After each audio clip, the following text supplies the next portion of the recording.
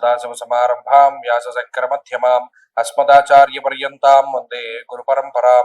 జ్యోతిష్ శాస్త్రాన్ని భావితరాల వారికి ప్రసాదించిన ఋషుల యొక్క పాదపద్మాలకి నమస్కారం చేసుకుంటూ, అలాగే నాకు ఈ జ్యోతిష విద్యను నేర్పిన గురువర్యులు జ్యోతిష బ్రహ్మ కీర్తిశేషులు శ్రీ ఏరంకి సూర్యనారాయణమూర్తి గారు, సూర్య శ్రీ దైవజ్ఞ గారి యొక్క పాదపద్మాలకి నమస్కారం చేసుకుంటూ, ఓం శ్రీ మహాగణాధిపతిర్మహ శ్రీ గురుభ్యో నమః. హరి ఓం.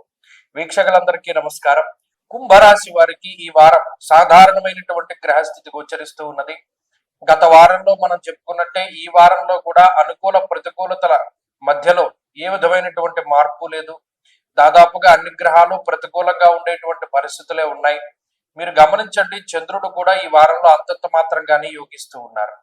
ఎక్కడా కూడా పొరపాట్లు చేయకండి. కుంభరాశి వారికి చెప్పేటువంటి కొన్ని జాగ్రత్తలు ఏంటి అంటే, ఈ గ్రహస్థితిలో అంటే అటు రాహు ఇంపాక్ట్, శనేశ్వరుడు, అలాగే షష్టగురుడు, అలాగేనేమో ఈ మిగతా గ్రహాల తాలూకు స్థితిగతులను బట్టి మీకు సంబంధం లేనటువంటి విషయాల జోలికి మీరు వెళ్ళొద్దు. ఇది ప్రధానమైనటువంటి విషయం.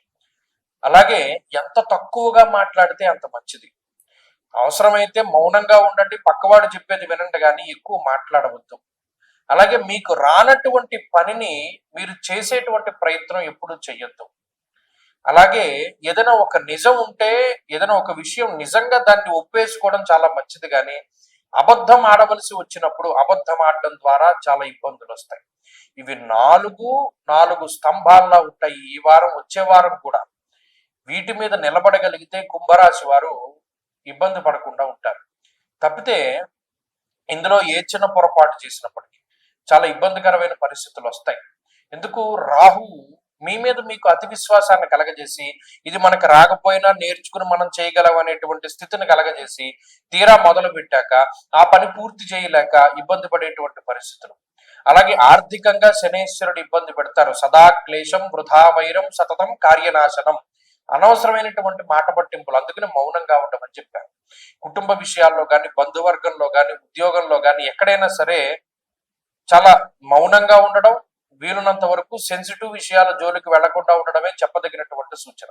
ఈ నియమాలను పాటిస్తూ, దైవ ధ్యానం చేసుకుంటూ, భగవంతుడి పాదాలు పట్టుకుని, ప్రతిరోజు సాయంత్రం ప్రదోష కాలంలో శివాలయ దర్శనం చేసుకుని, లేదా ఇంటి దగ్గరైనా సరే శివాష్టోత్తర శతనామావళి స్తోత్రాన్ని చదువుకోగలిగితే వీరి యొక్క స్థితిగతులు మెరుగుపడతాయి. తదుపరి మీనరాశి.